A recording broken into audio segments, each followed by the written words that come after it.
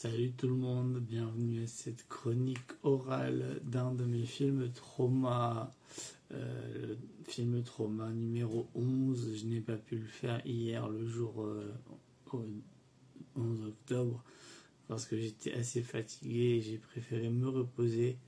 Ce qui fait qu'aujourd'hui, vous avez le droit à ma chronique sur The Shining de Stanley Kubrick, 1980. Et plus tard dans la journée, je ferai du coup le film trauma numéro 12, puisqu'on est le 12. Et que dire sur The Shining de Kubrick par rapport à mon expérience? Eh bien, j'ai pas vu le film avant que je ne me mette à regarder beaucoup de films d'horreur de l'époque 2010. C'est-à-dire les Scream, souviens-toi l'été dernier, Urban Legend, ce sont plusieurs de ces néo-slashers qui m'ont marqué à l'époque.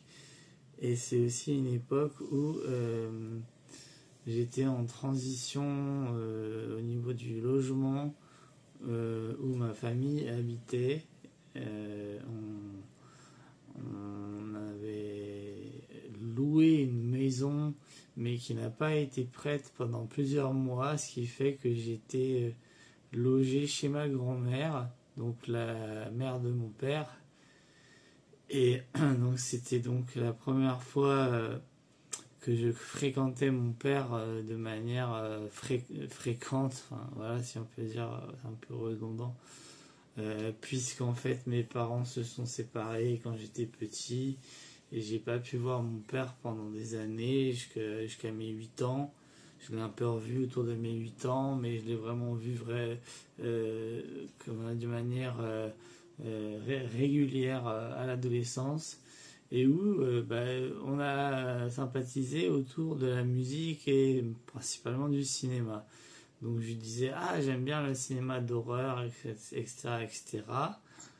Et donc mon père, très particulier comme personne, pensant bien faire, m'a montré des films qui n'étaient pas de mon âge, évidemment. Un de ceux-là, c'est Massacre à la tronçonneuse en VHS, René Château, loué au vidéoclub. Et ensuite, ça a été The Shining, l'adaptation ou l'anti-adaptation du roman de Stephen King par Stanley Kubrick, par rapport auquel j'étais familier parce que j'avais vu la jaquette de la cassette VHS de Orange Mécanique. Il me semble que je connaissais la BO d'Orange Mécanique parce qu'il y avait le CD à la maison. Mais de là à dire que The Shining a été mon premier Kubrick, je ne sais pas, je ne suis pas sûr. Mes souvenirs sont vraiment confus, étant donné que The Shining, film sur la mémoire fragmentée, enfin l'esprit un peu fragmenté, a opéré sur moi, comme ce qui est montré dans la diégèse finalement. Cette plongée dans la folie et aussi ce noyau familial qui se désagrège. Et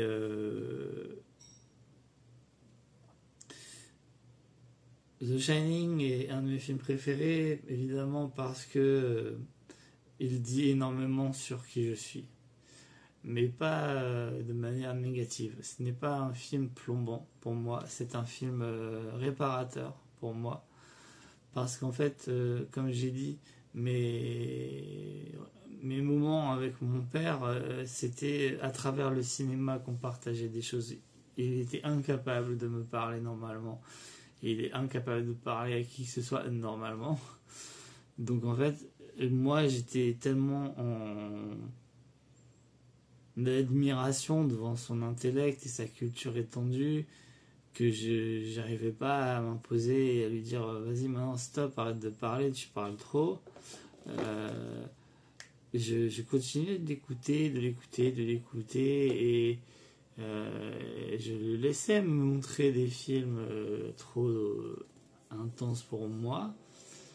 Ce qui fait qu'en fait, Shining, il me l'a montré. Si mes souvenirs sont bons, mais peu importe si c'est pas la réelle vérité, il a dû me le montrer 5 fois en l'espace de 5 semaines. C'est-à-dire qu'à chaque fois, à chaque semaine où je le voyais, où il passait chez ma grand-mère, il me montrait Shining. Il m'a dit, il faut que tu vois Shining, c'est le meilleur film d'horreur de tous les temps. Oublie tes merdes de films de Scream et tout ça. Il faut que tu découvres Shining.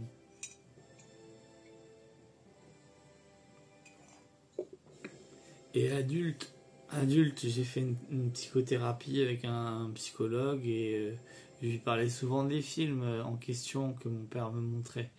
Et quand il s'est agi de parler de ce Shining, au bout d'un moment, à force de parler de The Shining, séance après séance, il y a jailli quelque chose d'assez important.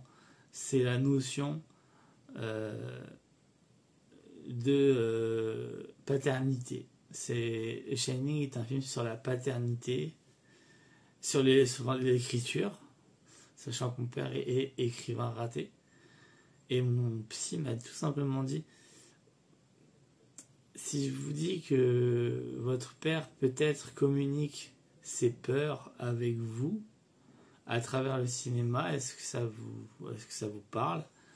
Et j'ai dit, ah ouais, ça me parle de fou, parce qu'en fait, The Shining, c'est l'histoire d'un écrivain raté qui veut tuer sa famille, qui veut tuer son fils. Et c'est étonnant parce que moi, je suis écrivain, journaliste, chroniqueur, tout ce que vous voulez. J'écris toute la journée. Mon père m'a trahi en début d'année en disant dans mon dos, en disant à ma sœur dans mon dos que l'écriture n'était pas faite pour moi. Foutage de gueule absolu. Et donc mon psy m'a dit cette histoire d'un père qui veut tuer son fils peut faire écho à ce que moi je vis, c'est-à-dire j'ai un père qui ne veut pas me tuer, mais symboliquement il est jaloux, symboliquement il aimerait que je sois pas là à rivaliser avec lui, voire à le battre carrément dans son propre domaine, parce que franchement je le démonte, je lui mets des vitesses, mais il comprend rien en fait de ce que je fais. Et c'est pour ça qu'il a dit ça à ma sœur. Et voilà. Je l'ai bloqué sur les réseaux pour pas qu'il ait accès à mes textes. Parce que cette petite baltringue ratée a lu et lisait attentivement ce que je faisais. Au point de dire que c'était pas fait pour moi. Alors pourquoi tu lis des trucs qui ne sont pas... que tu ne trouves pas bons? Franchement. Et ben, comme Jack Torrance, tu vas finir dans un labyrinthe glacé et personne va te sucer, connard. Voilà, c'est mon coup de gueule. Maintenant, revenons à quelque chose qui me plaît. Je vous ai déjà parlé de ce livre. C'est un de mes livres préférés. Et donc 80 grands succès du fantastique. Comment il ne peut pas y avoir Shining de Kubrick dans le film, dans le bouquin. Donc je vous montre tout simplement le bouquin. Voilà, page 88. Haha, mon année de naissance. Donc résumé, petite analyse, et je vais vous lire ça avec plaisir. Et c'est juste m'hydrater.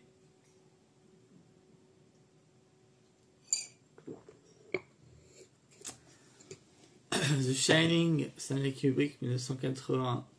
Un hôtel isolé en haute montagne. L'hiver approche et les routes vont devenir dans 5 mois impraticables. Tout le personnel va déserter l'hôtel, sauf le nouveau gardien, Jack Torrance, un homme instable.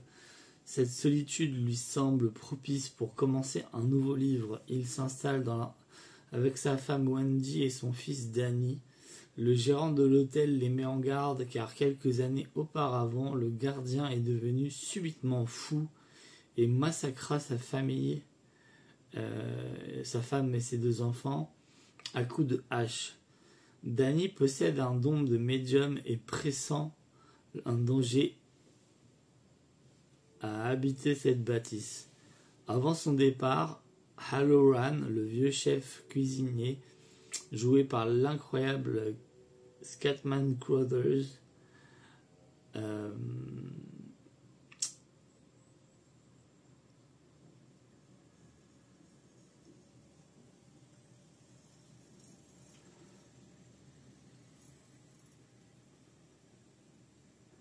excusez-moi, donc avant son départ, Halloran, le vieux chef cuisinier noir joué par Scatman Crothers, lui aussi médium, a deviné le don que le petit garçon possède, un don appelé aussi le Shining, c'est-à-dire l'illumination.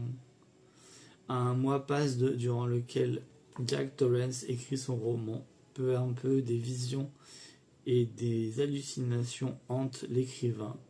Au cours de ces crises, il rencontre Grady, le gardien assassin, et se laisse convaincre de punir sa famille.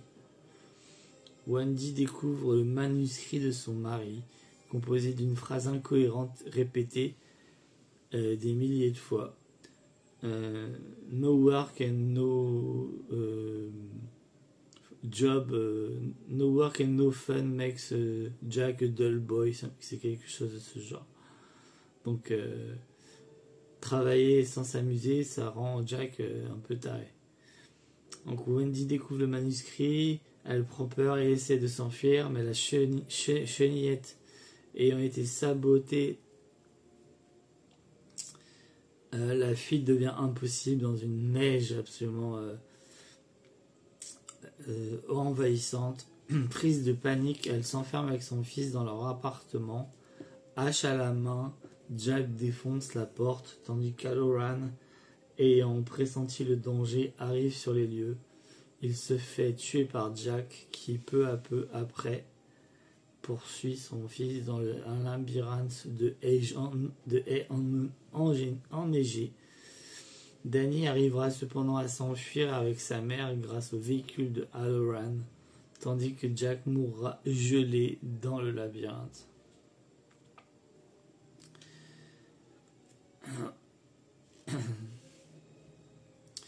Au niveau de la musique, vous avez des extraits de Bartók, de Penderecki, de Ligeti et un travail de l'exceptionnelle et mésestimée compositrice de films. Il n'y a pas beaucoup de compositrices de films dans les films connus, mais Wendy Carlos, absolument sensationnelle, pionnière. Le tournage de Shining commença en 1978 pour se terminer en janvier 1979. Mis à part quelques plans pris par hélicoptère dans une forêt de l'Oregon, le film fut entièrement tourné en studio.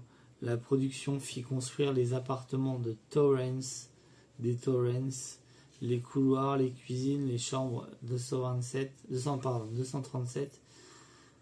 la salle de danse et le hall de l'hôtel où se déroule la majeure partie du film au studio EMI à Elstree en Angleterre. Stanley Kubrick élimina du livre de Stephen King beaucoup de passages, notamment la rangée d'animaux sculptés qui reprend vie au contact de Danny. Il inventa également le labyrinthe de Egg où se déroule le final du film. Il fallut 5 tonnes de neige pour enneiger le paysage. Le réalisateur tourna la majeure partie du film avec la fameuse Steadicam popularisée quelques années avant. C'est une caméra montée sur un harnais qui se porte sur l'épaule. Afin de visionner instantanément les scènes tournées, l'équipement cinéma était doublé par un appareillage vidéo. La durée initiale de Shining était de 146 minutes. Donc il y a 2 cuts, un cut de 2 heures et un cut de 2h26. Bon, on n'a jamais trop de Kubrick, donc regardez le cut de 56 minutes, c'est vraiment cool. Autre monument niveau littérature sur le cinéma, le Michel Simon entretien avec Kubrick. Et donc il y a tout un entretien sur The Shining.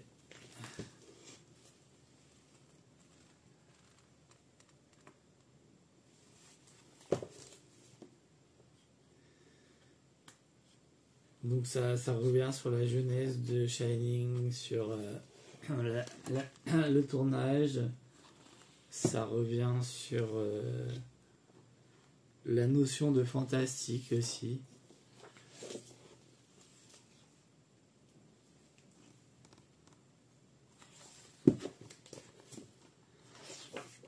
Voilà, sur l'alcoolisme, sur la descente dans la folie. Donc il y a vraiment trop de pages pour que je puisse vous lire tout ça. Mais voilà, lisez, c'est pas très long à lire, vraiment, ça se lit vite. Parce que là, il y a beaucoup de photos, la mise en page, elle est cool. Et donc, je vais pas tarder à changer de référence. Je vais donc vous parler de ce super bouquin de chez Taschen, les meilleurs films d'horreur de tous les temps, cinéma d'horreur. Et donc évidemment il y a Shining, parce qu'il faut pas déconner.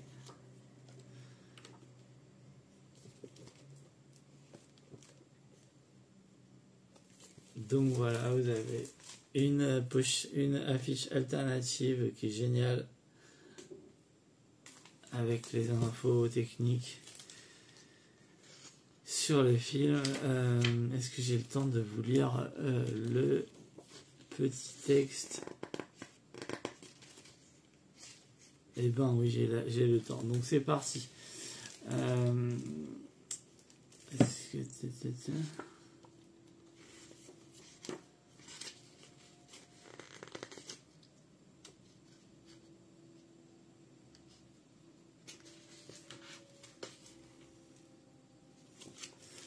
voilà, donc une photo de Shelley Duvall. Pensez à elle, elle est partie beaucoup trop tôt l'an dernier. C'était une actrice faramineuse, pas juste pour son rôle dans Shining. C'est dommage qu'elle soit décédée. Alors, pour The Shining, dans ce livre, le cinéma d'horreur de chez Taschen, ça commence par une citation. Some places are like people, some shine, some don't. Il y a des endroits comme les gens, des endroits lumineux et des endroits ténébreux. Lentement, Wendy, jouée par Shelley Duvall, se penche au-dessus de la machine à écrire. Elle laisse courir son regard sur le papier et ses yeux s'écarquillent d'effroi en lisant cette phrase incohérente. All work and no play make Jack a dull boy. Voilà, c'est une correction par rapport à ce que j'ai dit tout à l'heure. Un tien vaut mieux que deux, tu l'auras. Ça veut dire ça en français. Mais en anglais, ça veut dire trop de travail et pas assez d'amusement, ça transforme Jack en un enfant qui s'ennuie. Wendy s'aperçoit que ces mots reviennent inlassablement comme une litanie. Elle jette un coup d'œil sur la pile de feuillets à côté de la machine à écrire. Ici encore même, la même phrase réapparaît à toute ligne, page après page. D'un coup, elle réalise que Jack, donc son mari, joué par Jack Nicholson, a perdu la raison. Mais il est bien trop tard, car à cet instant précis, Jack se tient derrière elle, bien décidé à la tuer. Le moment le plus angoissant de Shining est peut-être celui-ci, lorsque Wendy s'aperçoit qu'elle est entre les mains d'un fou furieux et qu'elle n'a aucune chance de lui échapper. Depuis un mois, Wendy, Jack, son mari,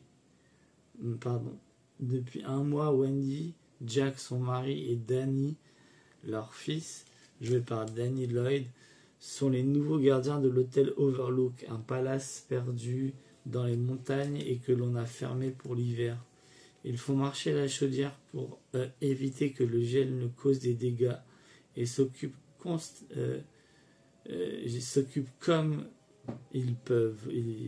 Danny part à l'aventure dans les couloirs de l'hôtel, notamment avec sa petite voiture à 3 roues. Wendy s'active derrière les fourneaux. Jack est bien installé à sa table de bureau. Jack est écrivain et a bien l'intention de mettre les longues journées d'hiver à profit pour écrire son nouveau roman. Toutefois, les premières neiges le plongent dans une espèce de léthargie. Il y rencontre des gens qui ne devraient pas être là. D'abord un barman qui lui sert ce verre dont il a terriblement envie, parce que le personnage est alcoolique. Puis une femme nue qui se transforme sous son étreinte en un être terrifiant aux allures de zombie.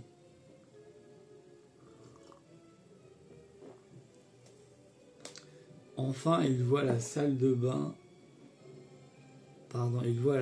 bal se remplir de personnes sorties tout droit des années 20 et un serveur le convainc qu'il est grand temps de se faire obéir de sa famille en utilisant la manière forte si besoin. Shining est une symphonie de l'horreur parfaitement orchestrée par le maître du genre Stanley Kubrick. Faisant preuve d'un souci du détail qui lui est coutumier, il n'a pas hésité à faire recommencer certaines scènes près de 120 fois, comme par exemple celle où Dick Halloran, joué par Scatman Crothers, le cuisinier de l'hôtel, reçoit par télépathie l'appel de détresse de Danny. À l'instar du vieil homme, le garçonnet possède en effet un don, le Shining, qui lui permet de voir comme des flashs des images du passé et de l'avenir. Halloran se met en route pour rejoindre l'hôtel enfoui sous la neige. Il représente le dernier espoir de Wendy et de Danny. Dans Shining, ce ne sont pas les effets spectaculaires qui engendrent l'angoisse, mais un pouvoir de suggestion qui mène inéluctablement à une fin horrible. Le chemin de Jack est tracé par l'Overlook Hotel, qui va finir par le dominer entièrement. Lorsque Jack traverse les montagnes pour se rendre au rendez-vous avec son futur patron, l'hôtel l'attire littéralement comme un aimant. C'est l'hôtel qui lui insuffle son énergie quand il se querelle avec sa femme, et c'est encore lui qui le libère.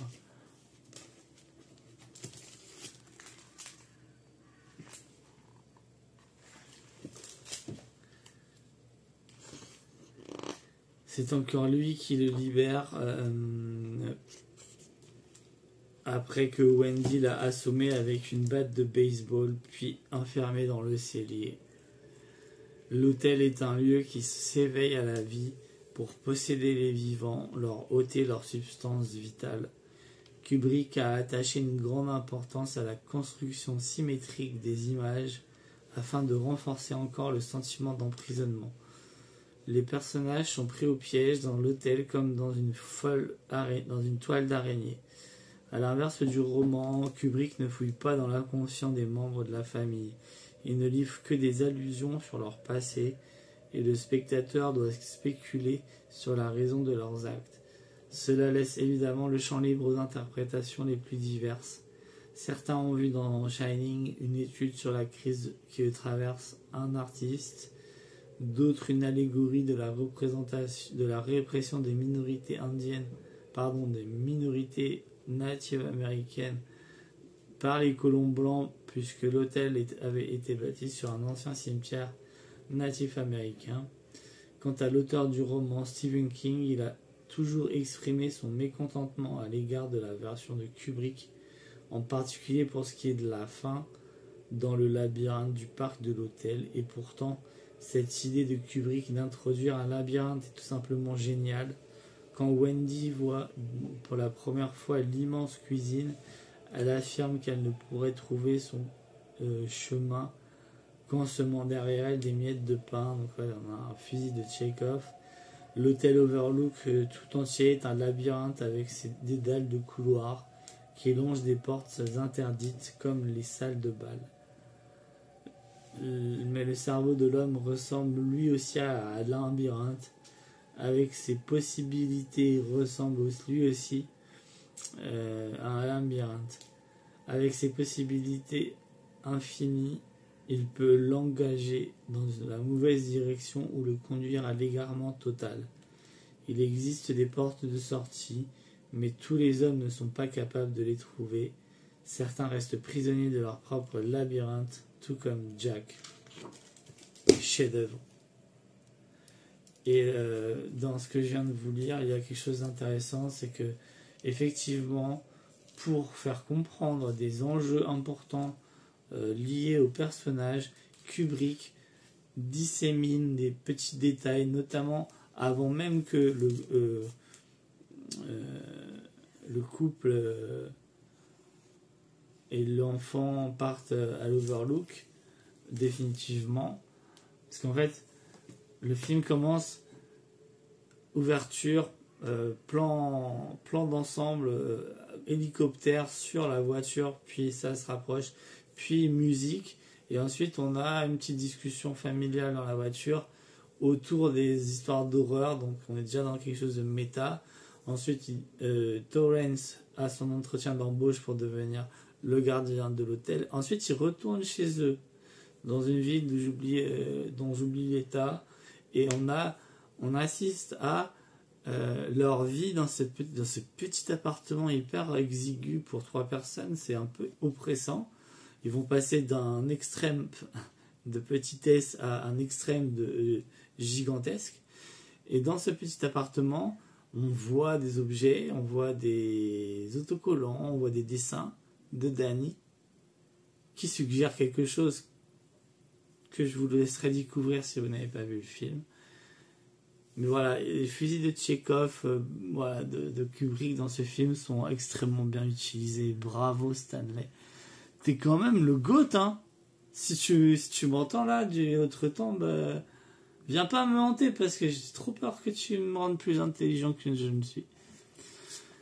Autre objet que je possède autour de Kubrick, c'est ce livre de Jordi Vidal, traité du combat moderne, film et fiction de Stanley Kubrick.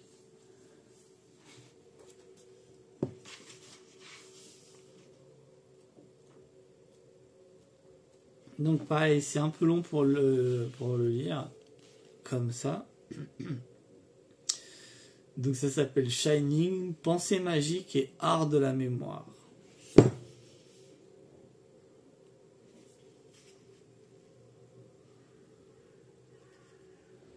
On voit le labyrinthe.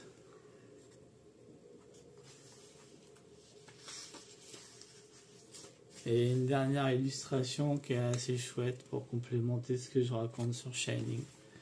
Voilà, donc ça je vais me le lire parce que j'ai tellement de bouquins que j'arrive pas à lire que du coup des fois je lis seulement les chapitres qui m'intéressent. J'ai le premier classique avec donc Rabbi Jacob, ma comédie préférée, mais également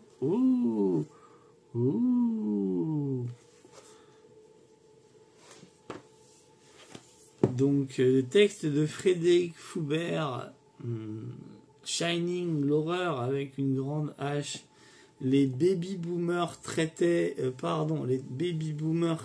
sur 2001 A Space Odyssey. Leurs enfants, eux, ne se sont jamais remis de Shining, un film qui tourne en boucle dans l'inconscient collectif depuis bientôt 40 ans. Retour sur la genèse de la postérité d'un chef-d'œuvre hanté.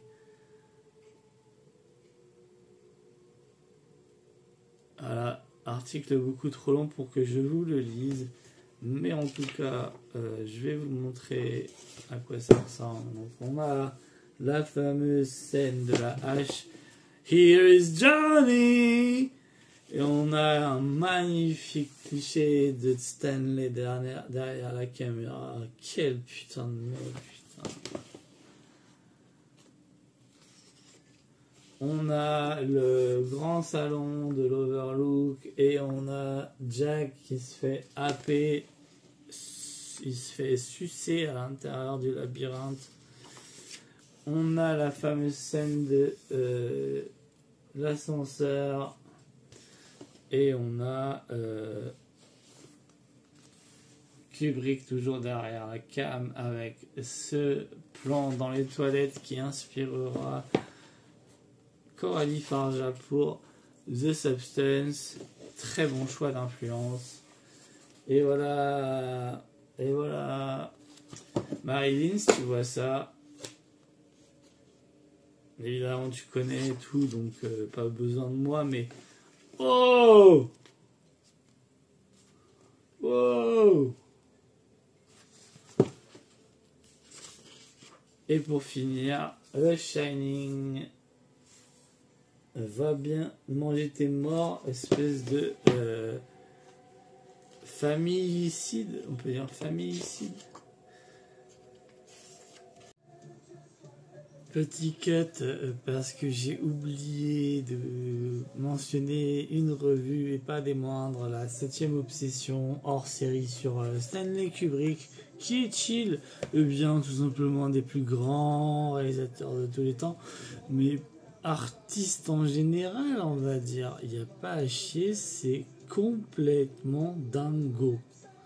Et donc, pour compléter ce que je dis par rapport à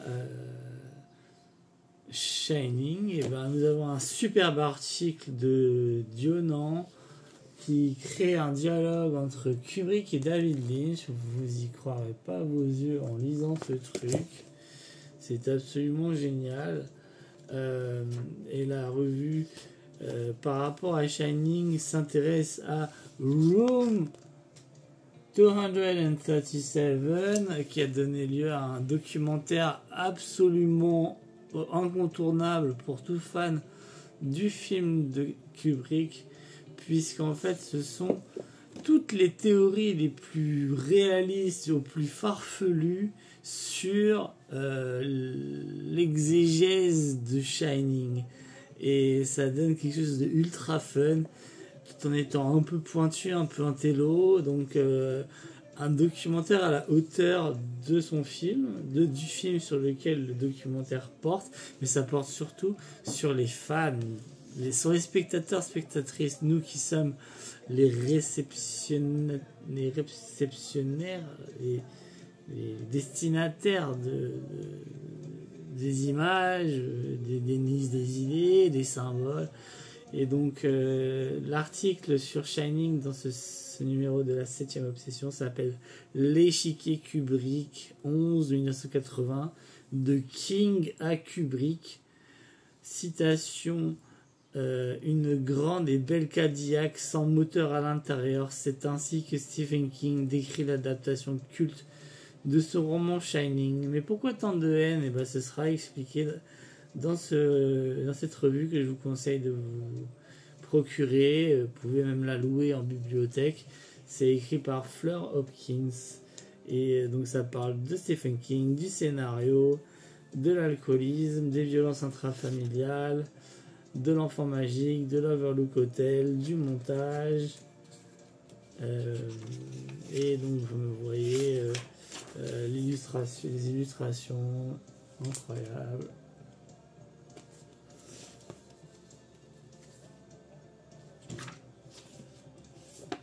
Tac, tac. Et il y a même un autre article qui s'appelle Après Shining par Lucas Boulares et Bastien Vertine, qui parle du fait que malgré le meurtre de Dick Halloran et le décès de Jack Torrance, l'Overlook reprend son activité dès le printemps suivant, mais l'hôtel donne une nouvelle fois rendez-vous à nos démons. Et donc une petite BD super sympa, j'adore. Est-ce qu'il y a autre chose sur Kubrick et Shining? Et ben non, voilà.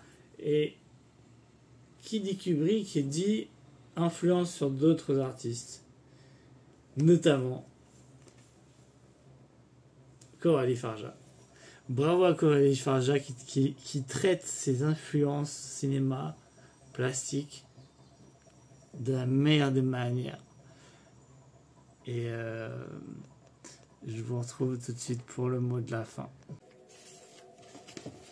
Voilà pour la partie critique se termine avec le mini essai. Il est vraiment cool à lire. Il était une fois Shining dans les coulisses du film le plus terrifiant de tous les temps, écrit par Delphine Valoir, produit chez Rokirama. Trouvez ces petits bouquins, ils sont pas chers, ils sont vraiment... Alors, à mon sens, c'est un peu court, hein, mais c'est vraiment bien écrit pour un premier accès. Regardez, la preuve que le film a un sous-texte politique par rapport aux natifs américains. Quand Torrance il est Keblo dans la réserve de bouffe, il y a des produits indiens, enfin amérindiens, américains, natifs américains. Est-ce qu'il n'y a pas une autre illustration chouette dans le bouquin que je peux vous montrer pour conclure? Ouais, bah voilà, hein, tout est résumé par ça, hein, le labyrinthe.